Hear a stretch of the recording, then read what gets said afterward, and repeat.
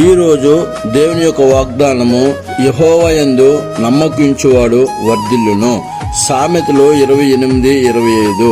వాగ్దానం చేసిన దేవుడు నమ్మదగిన దేవుడు. ప్రియ దేవుని బిడ్డ, మనం కన్నీటితోని వేదనతో ఉన్నామా, ఆ పరమ తండ్రి నీ చెయ్యి పట్టుకొని నిత్యము నడిపిస్తాడు. దేని కొరకు నువ్వు వర్ధిల్లలేదని చింతపడుతున్నాము, నీ చింత యావత్తు ఆయన మీద వేస్తే అనుక్షణము నిన్ను పరలోకం నుంచి చూస్తున్నాడు. నీ హృదయంలో దేవుడు ఉన్నాడు, నీ నోటిలో ఉన్నాడు, నీ చేతిలో ఉన్నాడు. దేవుని కృప నిత్యము నీకు తోడుగా ఉంది. ఏ విషయంలో దిగులు పడవద్దు.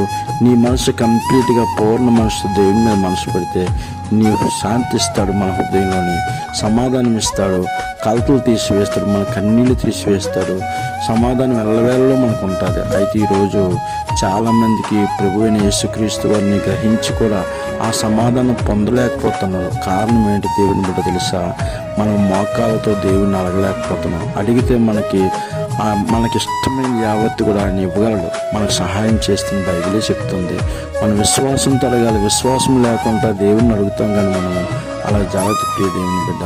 అయితే నీకు ఎటువంటి సమస్యలు ఉన్నప్పటికి కూడా నువ్వు ఆదరించే దేవుడు, ఆదరణకర్తగా నీకు మధ్యలో ఉన్నాడా? ఒకవేళ అనారోగ్యంతో ఉన్నావా, అప్పుల బాధలో ఉన్నావా, ఇంట్లో కుటుంబ సమస్యలు, ఆర్థికపరమైన సమస్యలు, కోర్టు కేసులు, లేకపోతే ఎటువంటి కలహాలు ఉన్నాయా?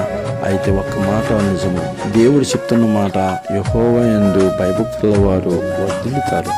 నీ జీవితం వర్ధిల్లుతుంది, నీ కుటుంబం వర్ధిల్లుతుంది, నీ పొరుగువారు వర్ధిల్లుతారు. నిన్ను బట్టి అనేక మందికి సంతోషము, సమాధానం వస్తుంది. ఎప్పుడంటే ఆ వాక్యము నీ హృదయంలో ఉంచుకుని నమ్మకం ఉంచాలి యెహోవాయందు. అయితే శత్రువుల్లో చిక్కిపోవాలని అనుకుంటున్నావు కదా, వేటగాని ఊరి నుంచి ఆయన విడిపిస్తాడు. మహాదేవుడైన కాబట్టి నువ్వే బంధకాలు ఉన్నా విడిపిస్తాడు. మనుషుల నోట్లో నువ్వు పడిపోవు.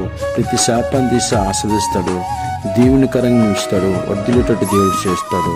ఎటువంటి సమస్యలు ఉన్నా ప్రభు యేసుక్రీస్తు ఆధారం చేసుకో. ఆయన ఆలోచన యావత్తు, నీకు చింత యావత్తు తీర్చి ఆయన ఆలోచన నీకు ఇష్టంగా నువ్వు వర్ధిల్లుతావు. యేసు నామములో దీవించబడతావు.